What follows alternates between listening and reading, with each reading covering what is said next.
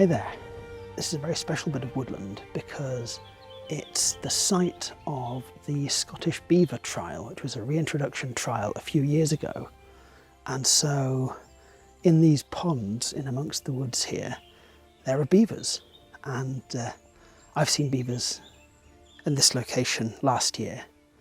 And so in this video, what I thought I'd do is combine two of my favourite things to do outdoors, which is, of course, wildlife photography and camping. So I didn't really have time to sort of talk you through setting up the camp, but basically I've just got a hammock strung between two trees and a tarp over the top of it, and it's just about an hour to sunset. So I'm going to get down to the edge of the water and set up my camera, and I'm just going to sit there until it gets dark and see if I see any beavers.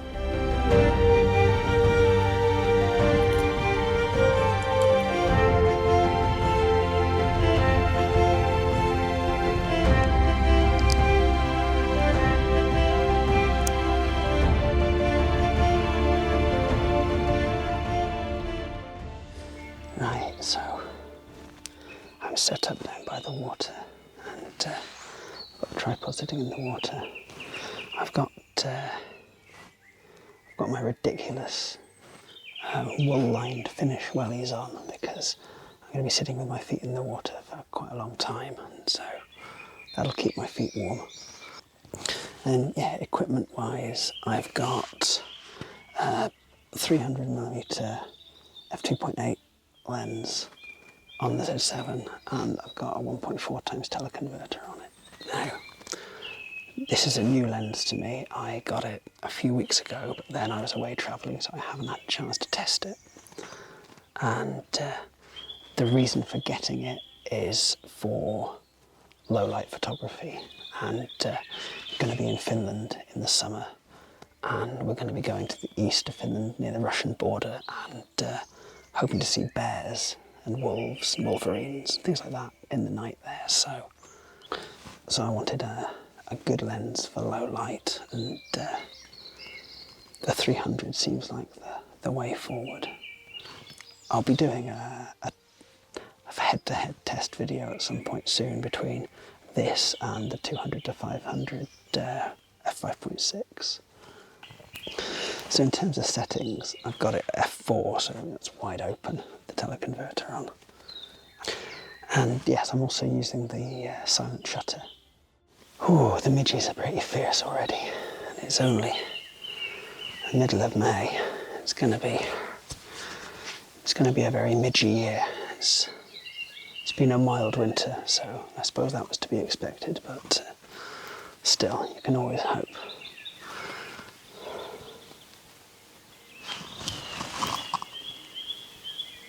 Oh. Now this gassing the camera. There's a beaver over there.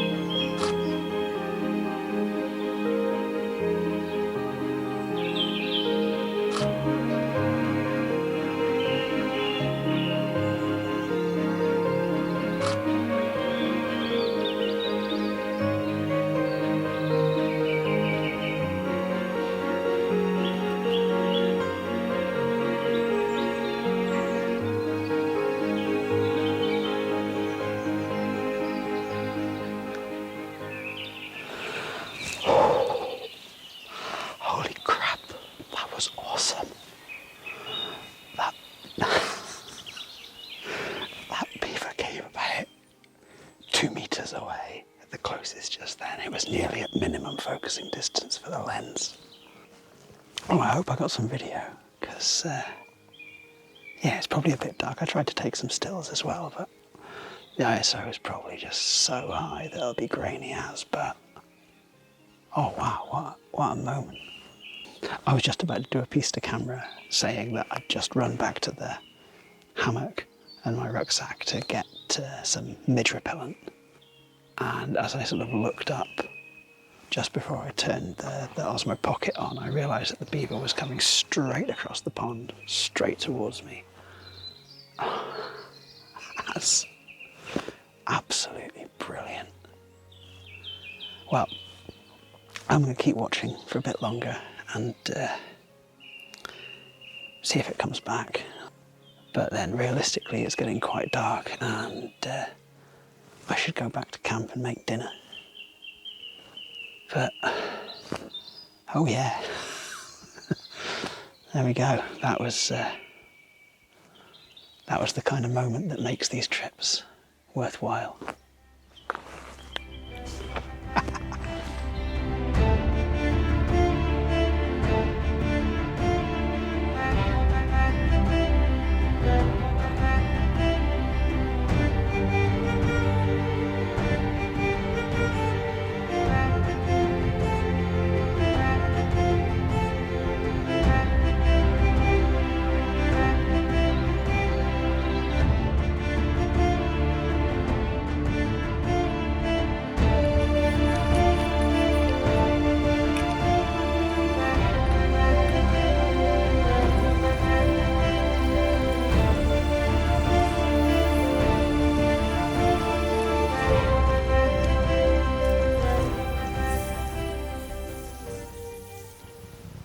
Well, I stayed for a little bit longer watching the beavers, and there was that little snippet I'll have just shown you now where there were two of them kind of interacting on the other side of the pond. That was kind of cool.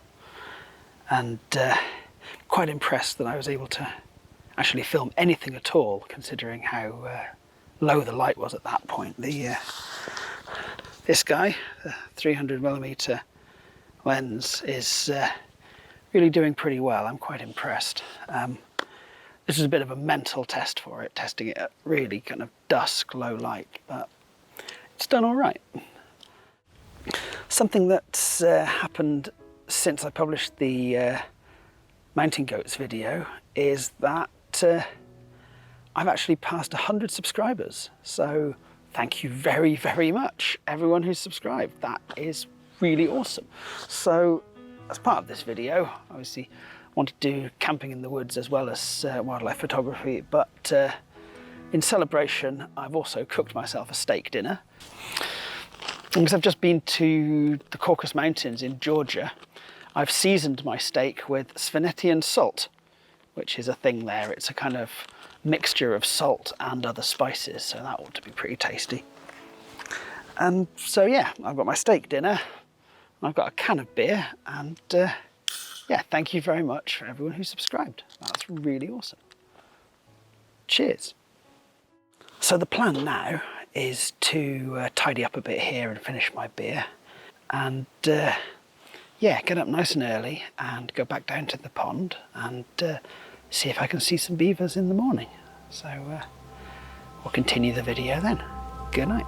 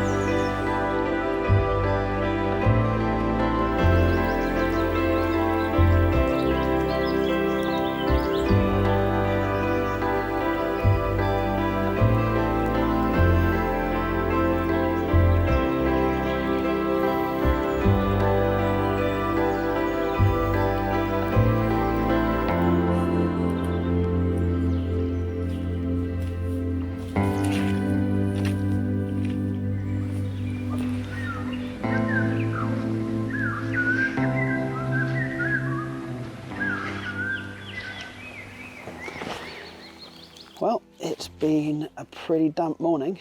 I was awakened at 5 AM by the sound of a crow on my phone as an alarm. An idea flagrantly stolen from Morten Hilmer from one of his videos. It's actually a very smart move, having a natural sound as your alarm. That's quite neat. Yep, came and sat by the pond in the rain and didn't see any beavers. Beavers are sort of crepuscular and nocturnal, so they come out in the evening and then they're active through the night.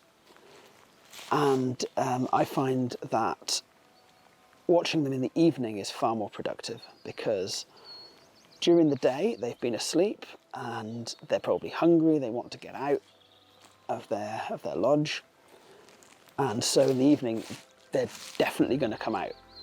By the morning they've had all night to do whatever beavering business they have, and of course there's a good chance that they'll stay in bed, something which I might have been quite tempted to do given the weather.